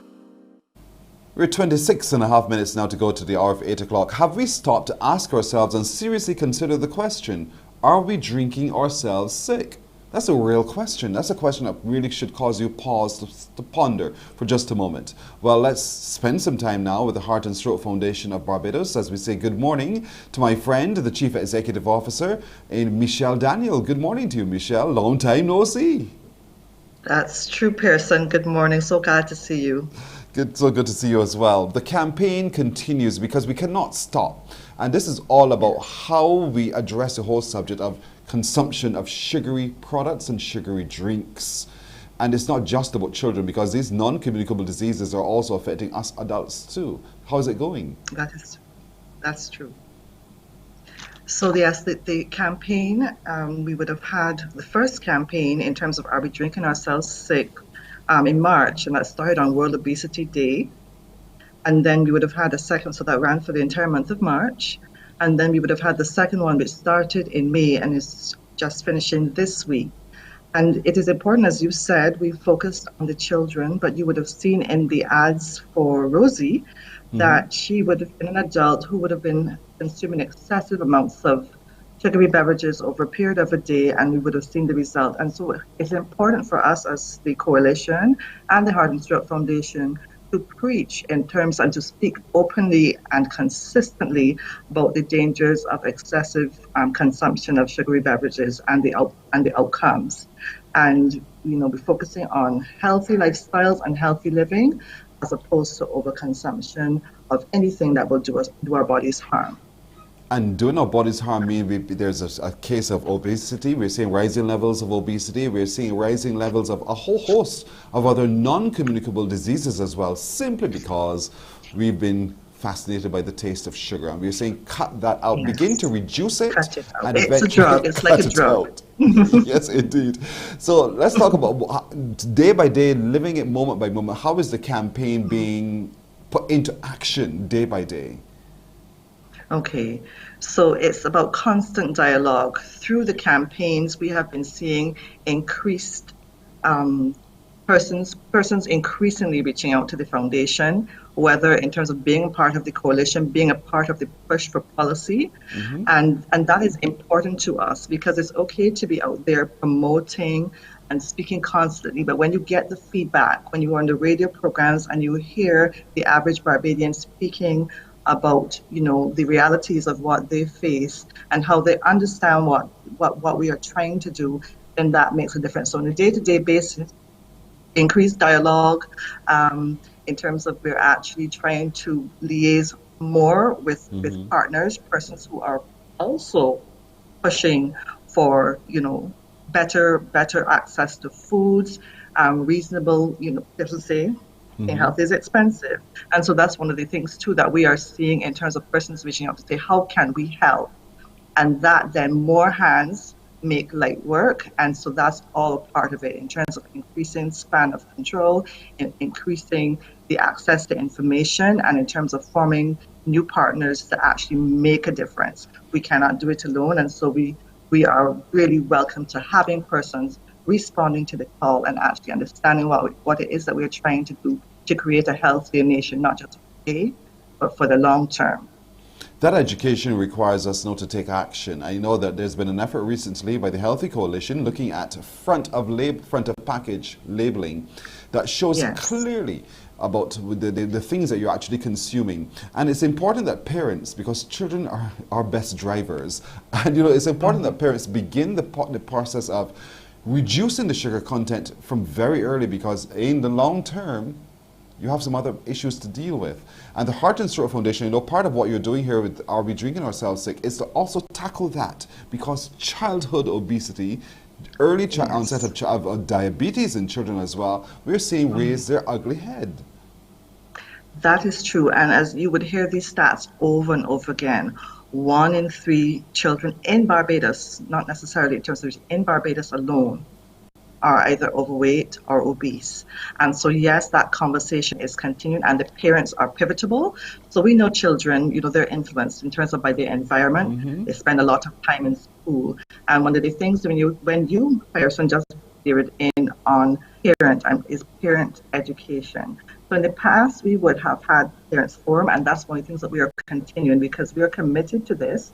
And in conjunction with the Ministry of Education, Technological and Vocational Training, we want to do more parent education. It's important for the parents to understand at the basic level what we're trying to do to see in terms of be exposed to maybe different recipes and understanding the impact of this excess on their children and even on themselves. So that too is important in terms of us facilitating that awareness and that understanding so the parents can better and help their children to do better as well. And that also flips in terms of the vendors. So the vendors, the canteen operators, we would have in the past done training with them, and that is going to be continuing because it is like an ongoing process, reinforcement for all of us. And so that element is pivotal to our journey going forward in terms of pushing for policy, pushing for change, and advocating for different behaviors in terms of how we eat and how we exercise and the way we do things. It's going to be such a cultural shift because we love to add sugar to our tea. We love to make sure we have lots of sweet bread. We love to make sure when the children ask for a sweet drink, we give them the sweet drink, as opposed to just reading the labels. And I think that's part of the shift in education and behavior that ought to obtain going forward. We need to take the time to read the label and understand what sugar means and how sugar impacts the body. And I can speak more forcibly now because I've been guilty of it because I've had my health effects as a consequence. So I'm also with you on this journey of asking people to reduce their sugar consumption and to really take the time to read the labels carefully. Yes, yes. Being able to read the labels allows you to make an informed choice. You can see clearly, what the impact is, high in salt, high in sodium, high in sugar, and then be able to make that decision, an educated decision in terms of, am I going to put this in my cart, am I not? That is very important in terms of what we're doing. So HTC, in conjunction with HSFE and other coalition partners, that is an important part of our whole process in terms of advocacy and in terms of empowering persons to make better decisions. I can hear a parent saying, I hear you, Pearson, talking, but what are you going to do when my child wants something? And to ask that question, so then we have to look at alternatives. We're not just simply saying stop alone, but use the other alternatives as well. From the Heart and Stroke Foundation. Reduce it, yes. Yeah, go ahead. No, I said, and also to reduce. So yes, in terms of, if you're using as you will hear, I think it's Shane and other persons like during No Sugar November month. It's gradual. You just start to reduce the number of spoonfuls and reduce the number of spoonfuls, and after a while your palate actually changes, and therefore you're able to answer, okay, I can actually drink this. It tastes really good. And so it's a process. It's a process, but it is doable. It is doable. Right. So the food we eat and the drinks we consume are also going to be critical. So we need to, everyone from today, if you haven't already done so, to start paying attention. Pay close attention, because when you act in ignorance, it does you no good. You're really drinking or eating yourself sick. And I think the sooner we recognize that we want to avoid the sickness, the sooner we begin to realize that, we need to pay attention from what we purchase to what we consume. And that's important, especially for parents and children. So in replacing the bad habit with a good habit, what would the Heart and Stroke Foundation suggest to be some good habits as we really stop getting sick by what we consume? So I would say in terms of something like bay leaf. So in terms of, instead of adding excessive amounts of sugar, you may say, I'm going to add 1 teaspoon of sugar and maybe a bay leaf, because it's excessive. The important word is in terms of excessive, whether it's excessive alcohol, and alcohol has sugar, whether it is excessive sugar in your mobi or your tea, is literally about additives in terms of the cinnamons, so in terms of the spices. If you add spices instead of the sugar, that is something that you will acquire the taste for it and it'll be palatable. As I said, the bay leaf in mobi, fantastic. And so it's literally actually experimenting. It's like an experimentation process. When we're cooking, we may add a little this and add a little that. Well, I would suggest, and we would suggest, that you actually pull away from the sugar and start trying the spices, trying the fresh, even in terms of your cooking, and I say even sodium, parsley, marjoram, and pull away from the salt. So it's literally about using the time. That's why we're enforcing education. That's what the vendor training is about. That's what the parent for are about. To actually allow persons the opportunity to see visuals in terms of demos from nutritionists. So in terms of the actual options that you have to actually allow you to make better choices for yourself and your family. It is so important that you build a habit, and because in building that habit, it becomes a whole lot easier to do. One of the things that jumped out at me was drinking just one sugary drink a day increases the likelihood of being overweight by 55% of our children. Didn't know that.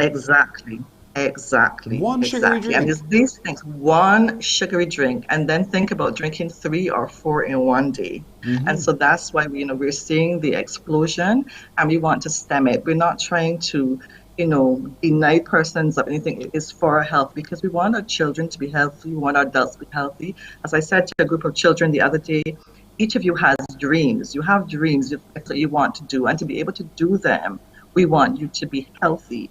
And so the things that we are saying, the exercise that we are suggesting you do, the training plans you're on, the changes in food patterns and in eating patterns, that's all about the journey to actually allow you to live a healthy life, reduce your chance of hypertension, of diabetes, and to be able to function effectively in the society. Absolutely. That's what it For a lot of the sporting people as well, we coming at you too, well, not an attack way, but for sure, for you to be a lot more conscious about this, because we assume that because I'm doing healthy working out and those kinds of things, I can consume my sport and energy drinks and therefore I'm good to go. But there's a bit of a caution where there's a concern too. Yes, there is, because those have high concentration of sugar as well. So it's not because I'm healthy and I can do as I please. You're also at risk. So what we call the risk factors. You're also at risk of developing diabetes and so on. So the exercise alone is not going to take away. You also, sports persons, the health buffs, we all need to be watching what we eat, watching what we drink, and being able to, whether it's for the front package labeling, whether it is just, as I said, just trying to do something a little different and changing your habits to allow you to live a better life. We can see how people can easily collapse. It might not be anything to do with their food patterns, but you never know. And so when you see things happening outside of you, it allows us to look closer and see, okay, what are we doing? How are we putting ourselves at risk? And what changes should we be making to ensure that that certain things do not happen and we avoid the diabetes, the hypertension, the NCDs that actually are taking up so much of the nation's economic spend, and so we need to make a difference at that end in terms of advocating for change. Well, it's the weekend, and often this is when people go to the supermarket. So we want you from today, when you're planning your list, you will check it twice. In checking twice, recognize that you want to reduce your sugar consumption. You really want to find those beverages and those fruits that will not contain that much sugar, or just reduce quantity. Start there if that's going to be your problem. Reduce the quantity, and over time reduce until you find the alternative, and you'll realize that alternative will do your body good. So we're talking about switching it up and getting on board with this effort not to drink yourself sick. Michelle Daniel, again. And what is great for you, thank you. You're telling me? Listen, I have learned it, and I'll say yes the hard way, but I've grown to love it now, water, and I don't want anything else. I honestly don't want anything else that has sugar in it. So you're quite right. It is possible to live happily ever after consuming your water and not your sugar. Michelle, I want to thank you so much for joining me again. It's really great seeing you, and we want to partner with you as always. We'll work with you on continuing to reinforce the message of a healthier Barbados with the Heart and Stroke Foundation of Barbados. Thank you. Thank you so much, Pearson. Have a wonderful day. Likewise. Michelle Daniel, the Chief Executive Officer of the Heart and Stroke Foundation of Barbados. Remember, from today, answer for yourself that question: are we drinking ourselves sick? Think about it. Ponder it when you head to the supermarket. We're back after this. Morning, morning, morning. Good morning. Good morning to you.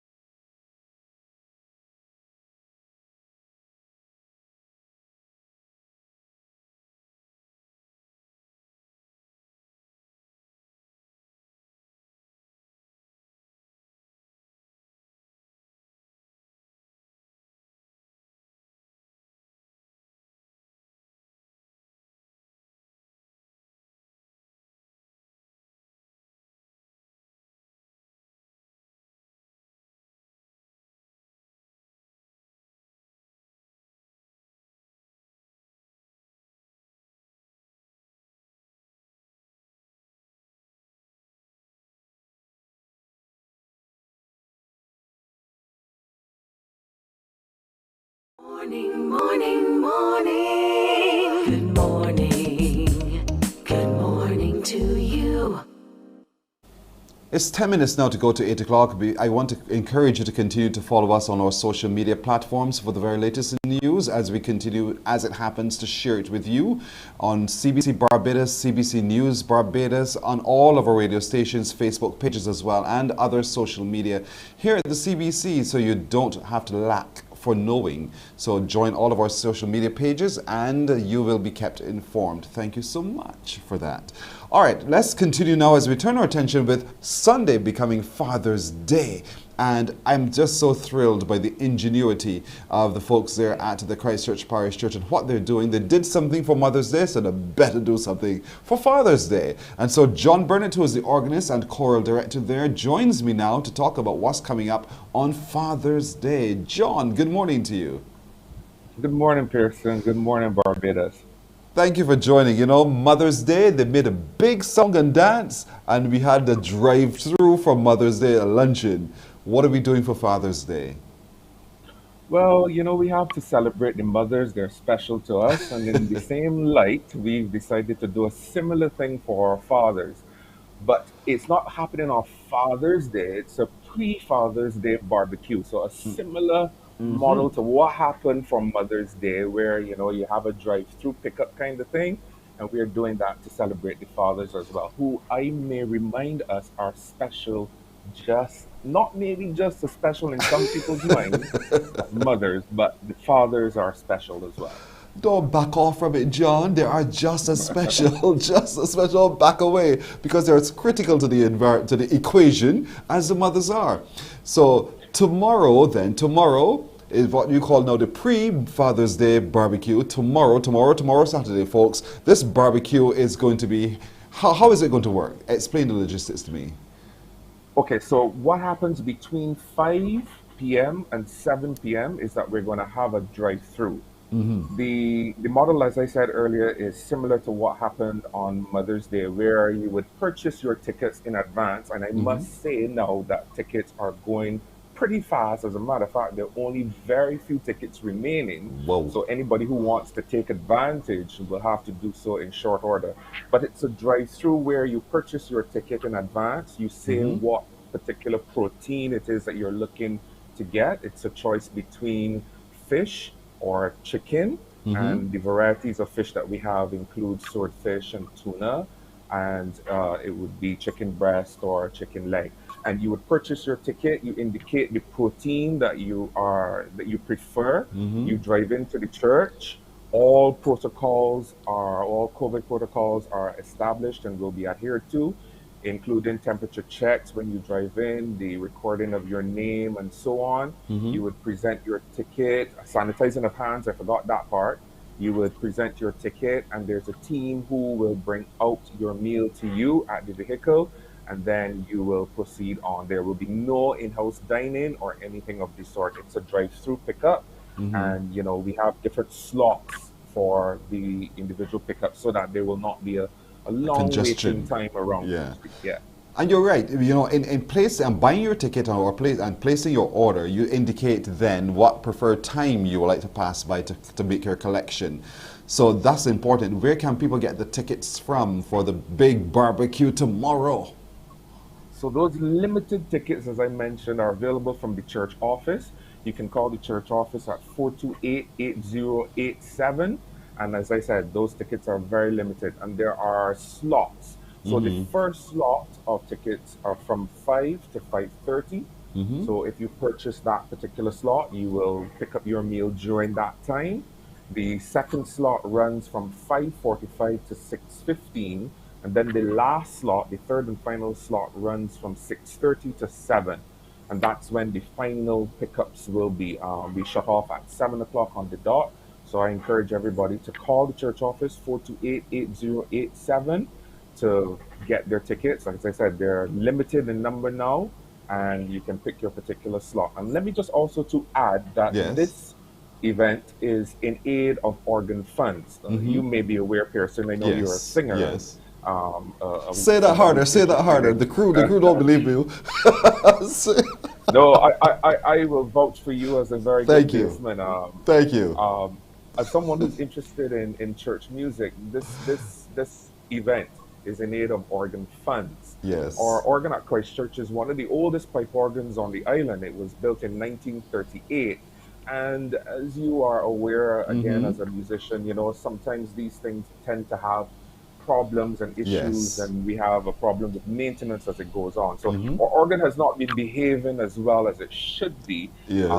in recent times. So this event is in aid of organ funds, and we're trying to raise some funds to get the maintenance on that particular instrument, you know, get some maintenance so that organ and that instrument can last the church and serve the community for years to come.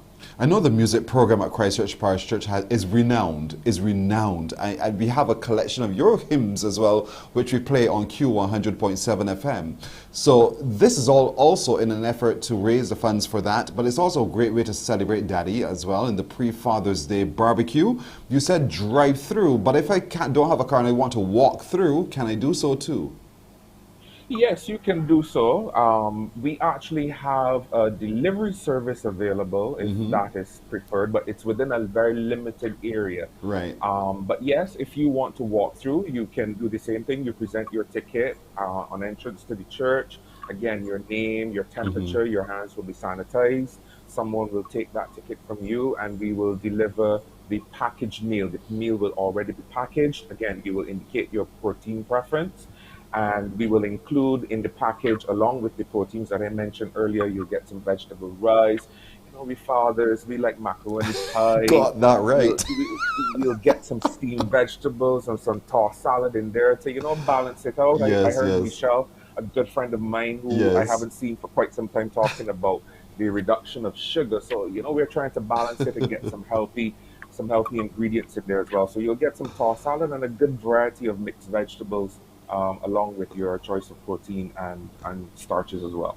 The menu sounds sumptuous indeed for real, folks. And remember, it's only $30, you know. It's only $30, and your funds will go towards the restoration of the organ, you know. And the organ is such a central part of the work of the church there in the community at Christ Church Parish Church. And I know your support, folks, will go a very long way to ensuring sustainability of the music program and the great music that comes from the organ and the church at Christ Church Parish Church. So call 428-8087. You need to call today because it's tomorrow. So you need to get your slot in very, very fast. Few tickets are remaining. But for those of you who figure, you know what, I want it delivered as well, do indicate when you place your call to have that delivery service within a relatively small radius, that service brought to you as well. So that's going to be so important. John, I want to thank you so much for joining. So with Sunday coming up, I know you got to work still. You still have some work to do at the church. How are you going to be celebrating Father's Day? Well, my wife has already indicated to me that I have to leave service as soon as it is finished. There will be no liming around with the choristers. We normally stay within our 3 feet distance and have a brief conversation or a recap about how the service went. My wife has already indicated to me that that will not be the case, that I will have to make my way directly home to have lunch for Father's Day with the kids. So I'm looking forward to doing that with them. That's beautiful indeed. I want to thank you so much for joining us, John Burnett, choral director and organist at Christ Church Parish Church, because tomorrow, folks, from 5 in the afternoon is the big barbecue drive-through for Father's Day. Funds being raised for the restoration of the organ. And on the menu, vegetable rice, macaroni pie, steamed vegetable, tossed salad, a choice of either barbecue chicken or some fish. And you need to call 428-8087 to book your ticket now. Thank you so much, John. Have a great day and happy Father's Day. Thank you very much, Pearson. Appreciate You're it. welcome. Thank you very much. You're very welcome. Folks, that's it too. We join in saying to all of you, happy Father's Day. We do look forward to seeing you again on Monday, should God spare life. So for the crew, to all of you, have a great day and a wonderful weekend. Wake up, wake up, wake up, wake up. Barbados, get up. Good morning.